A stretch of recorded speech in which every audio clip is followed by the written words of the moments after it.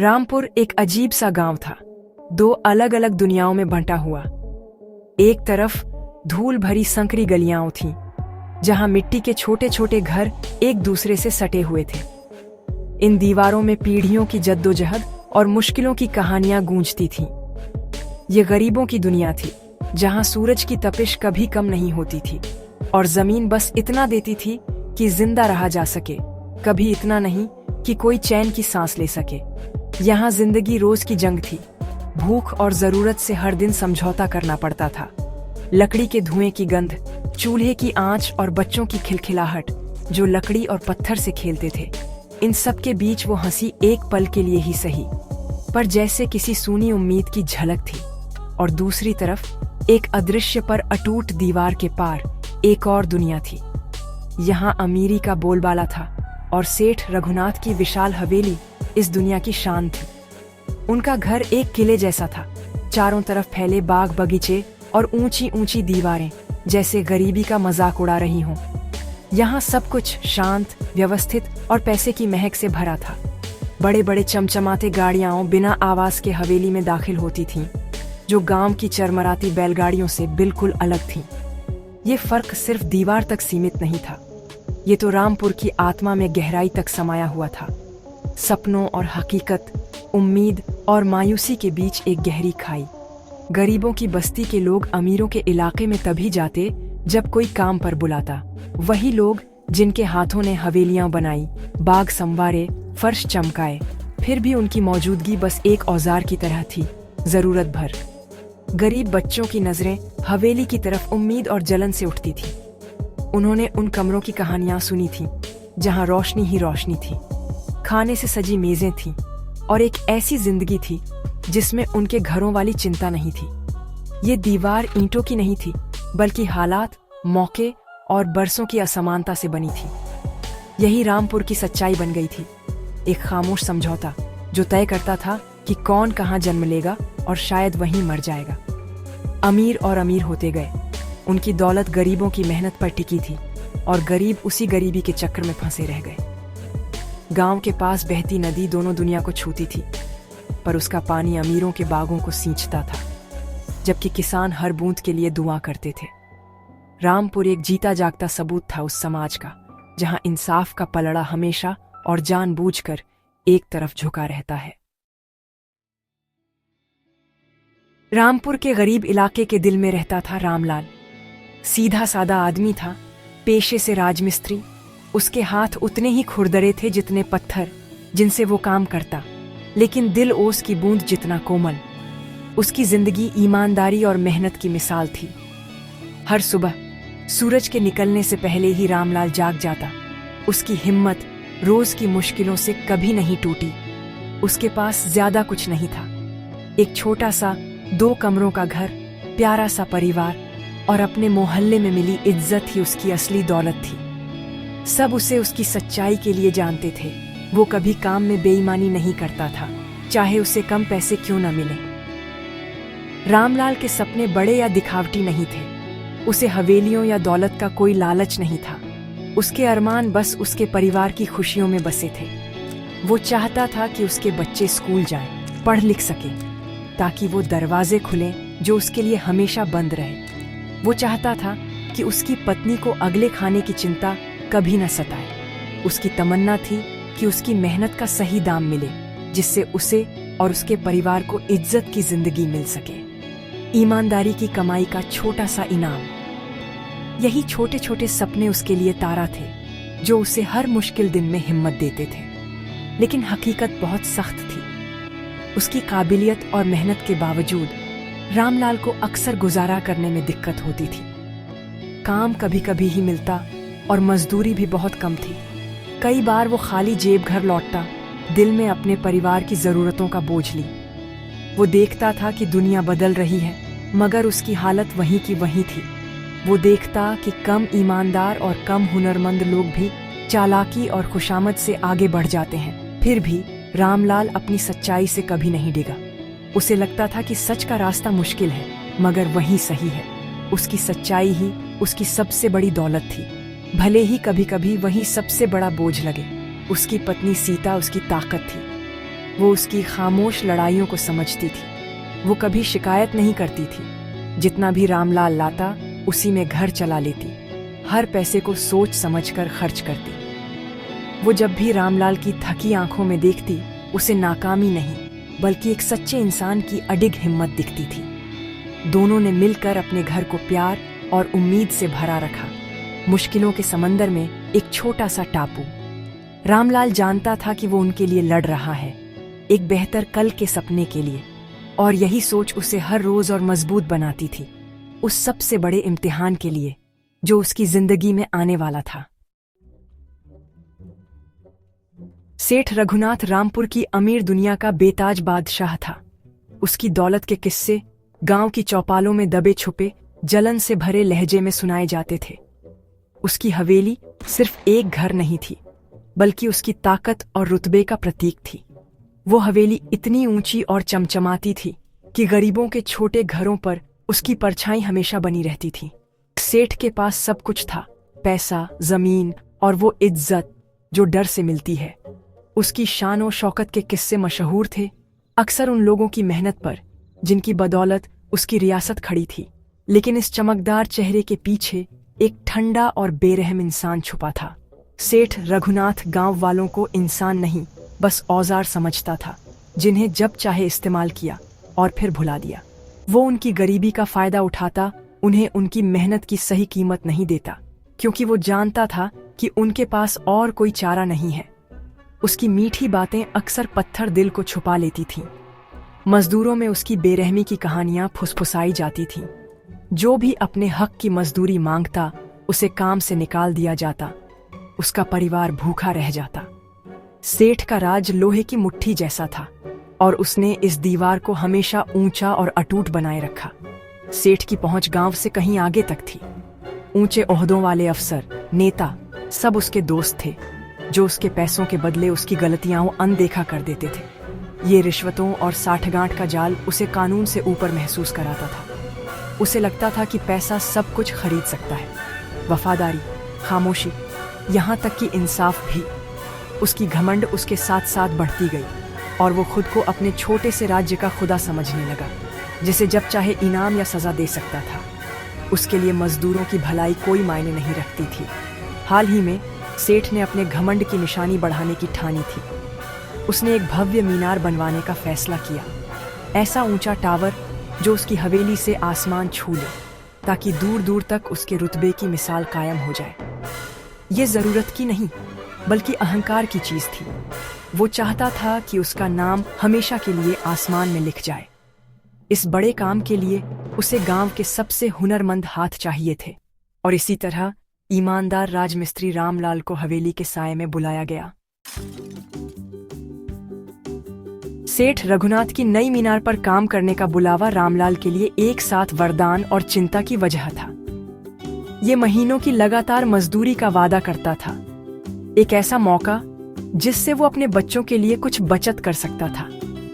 लेकिन ये उसी आदमी के घर में काम करने का मतलब भी था जिसकी नाइंसाफी सबको पता थी। अपने डर को निगलकर रामलाल ने ये काम स्वीकार किया, दिल में हल्की सी उम्मीद ली। रामलाल को एक खास और प्रतीकात्मक जिम्मेदारी मिली। मीनार की लंबी घुमावदार सीढ़ी बनानी थी जो सबसे ऊपर तक जाती थी।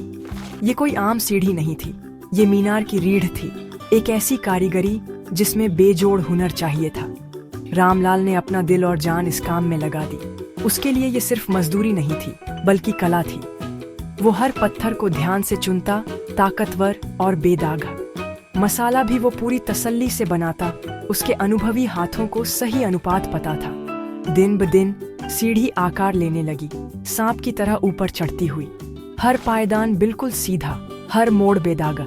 बाकी मजदूर भी उसकी कारीगरी देखकर हैरान रह जाते, उसकी लगन की तारीफ करते नहीं थकते। रामलाल को गर्व महसूस होता जब वो अपनी बनाई सीढ़ी को बढ़ते देखता, एक रास्ता जो जमीन से आसमान तक जाता था। मीनार खुद भी एक बहुत बड़ा काम था।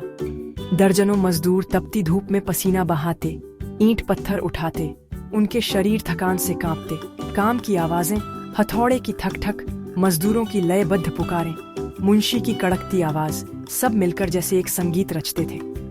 मीनार हर दिन ऊंची होती जाती थी, मजदूरों की मेहनत और हुनर की जीती जागती मिसाल। रामलाल की सीढ़ी उस मीनार की आत्मा बनती जा रही थी, वो रास्ता जो नींव को शिखर से जोड़ता था। काम करते करते उसे उस मीनार से एक अनोखा रिश्ता महसूस होने लगा, जैसे वो अपनी ही जिंदगी की सीढ़ी बना रहा हो।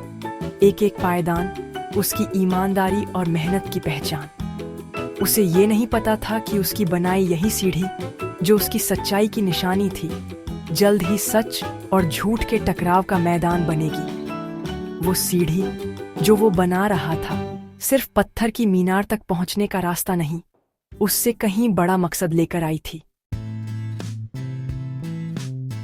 जैसे जैसे दिन हफ्तों में बदलते गए, मजदूरों के बीच शुरुआती उम्मीद धीरे धीरे मिटने लगी और उसकी जगह मायूसी ने ले ली। सेठ रघुनाथ के लिए काम करने का असली रंग अब अपनी सारी बदसूरती के साथ सामने आ रहा था। जितनी मजदूरी का वादा किया गया था, उतनी तो मिलती ही नहीं थी। सेठ का मुनीम हर बार कोई न कोई बहाना बना देता। कभी औजारों के पैसे काट लिए, कभी पानी के, कभी ये कह दिया कि आज काम ठीक से नहीं हुआ। जो थोड़ा बहुत पैसा बचता, वो भी घर ले जाकर परिवार को पेट भराने के लिए काफी नहीं था। आदमी सुबह से शाम तक खटता, बदन टूट जाता, पेट खाली रहता, और फिर भी उसके हक की कमाई से धोखा होता। काम करने की हालत भी बहुत खराब थी। पीने के लिए साफ पानी नहीं था, बस एक गंदा सा ड्रम जो कभी कभार ही भरा जाता। दोपहर का खाना जो वादा किया गया था, अक्सर बस सूखी रोटियां और पतली दाल ही मिलती, इतनी भी नहीं कि मेहनत की ताकत लौट आए। कई मजदूर थकावट और कुपोषण से बीमार पड़ गए, लेकिन उनके इलाज का कोई इंतजाम नहीं था।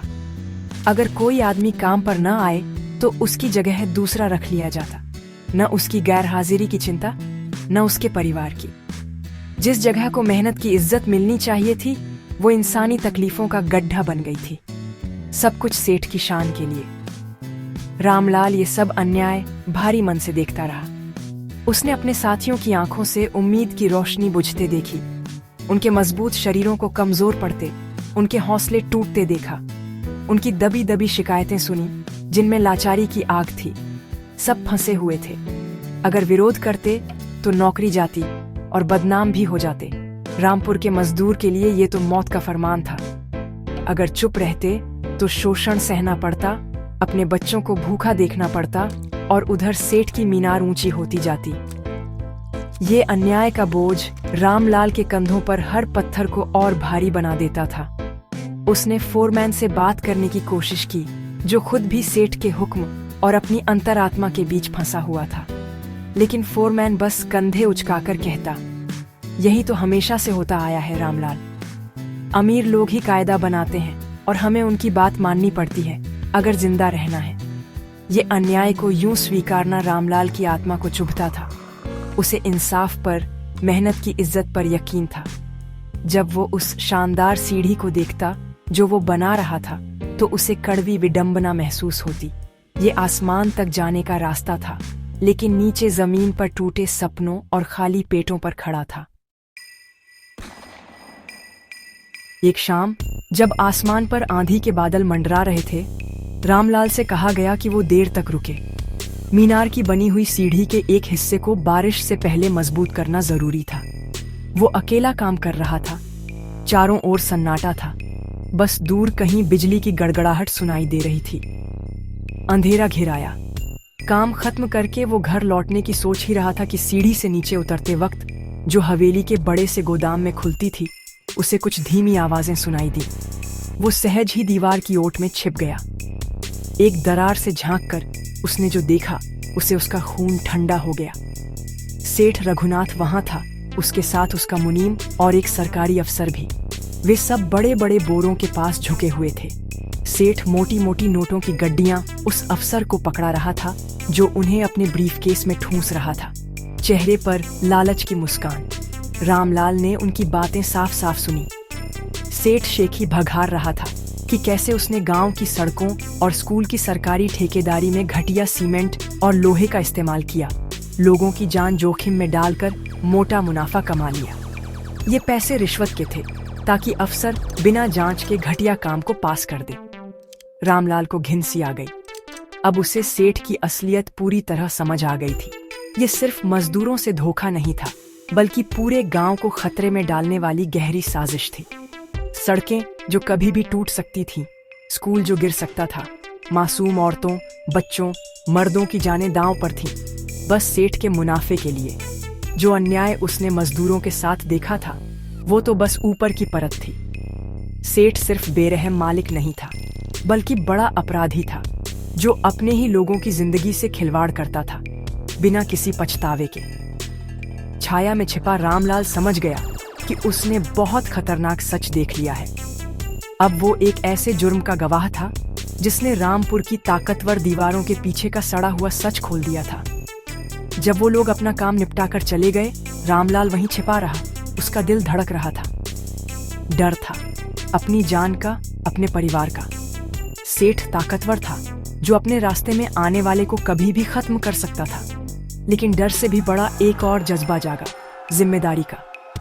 अब वो चुप नहीं रह सकता था। उसने ऊपर अपनी बनाई सीढ़ी की ओर देखा और मन ही मन कसम खाई, ये सीढ़ी अब सिर्फ मीनार की नहीं, बल्कि सच तक पहुंचने का रास्ता बनेगी। अगले दिन रामलाल काम पर लौटा तो वो बदल चुका था। डर अब भी था, पेट में एक ठंडी गांठ सा, लेकिन उसके ऊपर अब एक नई मजबूत जिद थी। उसने अपने साथी मजदूरों के चेहरों को देखा, उनकी चुप पीड़ा को, और तय कर लिया कि अब और छुपा नहीं रह सकता। उसे सच बोलना था, सिर्फ अपने लिए नहीं, बल्कि सबके लिए। उसे लगा कि सेठ की मीनार के उद्घाटन का मौका, जब पूरा गांव जमा होगा, यही सबसे सही वक्त है सेठ की असलियत सबके सामने लाने का। और उसका औजार बनेगी वही सीढ़ी जिसे उसने अपने हाथों से बनाया था। ये फैसला लेना आसान नहीं था। रातें लंबी और बेचैन थीं, सेठ की धमकियों और अपने परिवार की चिंता से भरी हुई। उसने अपनी पत्नी सीता को सब बताया। उसकी आंखों में डर था, लेकिन साथ ही गर्व भी। सीता ने कहा, सच का रास्ता कभी आसान नहीं होता, लेकिन एक अच्छे आदमी को वही रास्ता चुनना चाहिए। मैं तुम्हारे साथ हूं, चाहे जो हो जाए। उसकी इस मजबूती ने रामलाल को हिम्मत दी। फिर उसने अपने कुछ भरोसेमंद साथियों से धीरे धीरे बात करनी शुरू की। उन्हें इशारों में समझाया कि कुछ होने वाला है। धमकियां भी जल्दी ही शुरू हो गईं। फोरमैन, जिसने रामलाल के तेवर में बदलाव देख लिया था, उसे समझाने लगा, पागल मत बन रामलाल, तू मक्खी है और सामने हाथी है। एक शाम सेठ के 2 गुंडों ने रास्ते में उसे घेर लिया और परिवार पर आंच आने की धमकी दी। सेठ बड़ा दयालु है, लेकिन गद्दारी बर्दाश्त नहीं करता। अपने बच्चों के बारे में सोच ले। रामलाल का दिल जोर जोर से धड़क रहा था, लेकिन वो डटा रहा। डर सच था, लेकिन डर के मारे जीना, सच जानते हुए भी चुप रहना, उससे कहीं ज्यादा भयानक था। फिर उद्घाटन का दिन आया। पूरा गांव हवेली में जमा था। सेठ रघुनाथ रेशमी कपड़ों में अपनी शान बघारने को तैयार था। जैसे ही उसने बोलना शुरू किया, रामलाल अपने कुछ साथियों के साथ मीनार की सीढ़ी के नीचे पहुंच गया। वो मंच पर चढ़ा और उसकी आवाज साफ और बुलंद पूरे गांव में गूंज गई। ये कोई शान की मीनार नहीं है, ये तो अन्याय की मीनार है। फिर वो सीढ़ियां चढ़ने लगा, हर कुछ कदम पर रुककर सच का एक एक हिस्सा खोलता गया। मजदूरी की चोरी, बुरी हालत और आखिर में रिश्वत और भ्रष्टाचार की कहानी भी। अब सीढ़ी ही उसका मंच बन गई थी और हर कदम उसकी हिम्मत की गवाही। रामलाल की आवाज जैसे ही सीढ़ी से गूंजी, पूरे गांव में सन्नाटा छा गया। सेठ रघुनाथ का चेहरा गुस्से और डर से सफेद पड़ गया। उसने अपने पहरेदारों को रामलाल को पकड़ने का हुक्म दिया, लेकिन बाकी मजदूरों ने रामलाल की बहादुरी से प्रेरित होकर मीनार के नीचे मानव दीवार बना दी, उसे बचाने के लिए। गांव के लोग जो बरसों से सेठ के जुल्म सहते आए थे, अब धीरे धीरे रामलाल के पक्ष में बोलने लगे। सच एक बार बोल दिया गया तो वो आग की तरह फैल गया, एक से दूसरे तक, और सबके दिलों में दबा गुस्सा जाग उठा। पहली बार रामपुर की 2 दुनियाओं के बीच की अदृश्य दीवार टूटने लगी। वहीं मौजूद सरकारी अफसर, वहीं जिसे रामलाल ने रिश्वत लेते देखा था, उसने कोशिश की कि इन आरोपों को एक नाराज मजदूर की बड़बड़ाहट बता दे। लेकिन रामलाल की बातें इतनी साफ और सच्ची थीं कि कोई अनदेखा नहीं कर सका। समारोह में और भी बड़े अफसर थे, जिनकी मौजूदगी से बात दबाना मुश्किल हो गया। तुरंत जांच के आदेश दिए गए। गोदाम की तलाशी हुई, जहां से सारे सबूत और घटिया माल के रिकॉर्ड मिल गए। सेठ की सालों से बुनी हुई चालें कुछ ही घंटों में बिखर गईं। जांच में रामलाल की सारी बातें सच निकली। सेठ रघुनाथ गिरफ्तार हुआ। उसकी अकड़ अब जेल की सर्द सलाखों में बदल गई। भ्रष्ट अफसर भी पकड़ा गया। अदालत ने सभी मजदूरों को उनकी पूरी मजदूरी और मुआवजा दिलवाने का हुक्म दिया। इंसाफ, जो रामपुर में एक सपना सा लगता था, आखिरकार हकीकत बन गया। ये जीत सिर्फ रामलाल की नहीं थी, ये हर उस इंसान की जीत थी जिसे कभी दबाया गया, हर उस आवाज की जीत थी जो कभी चुप करा दी गई थी। गांव ने मीनार के बनने का नहीं, बल्कि सच की जीत का जश्न मनाया। मीनार कभी पूरी नहीं हुई, वो आज भी अधूरी खड़ी है, अपनी शानदार सीढ़ी के साथ। अब गांव वाले उसे सेठ की मीनार नहीं, बल्कि सच की सीढ़ी कहते हैं। ये सबको याद दिलाती है कि कोई भी अन्याय इतना बड़ा नहीं कि उसे चुनौती न दी जा सके, और एक इंसान की हिम्मत भी क्रांति की चिंगारी बन सकती है। ये रामपुर के बच्चों को सिखाती है कि ईमानदारी और सच्चाई ही सबसे मजबूत नींव है, और असली ऊंचाई पत्थरों की मीनार चढ़ने में नहीं, बल्कि सच की सीढ़ी चढ़ने की हिम्मत में है, चाहे वो राह कितनी भी मुश्किल या डरावनी क्यों न लगे।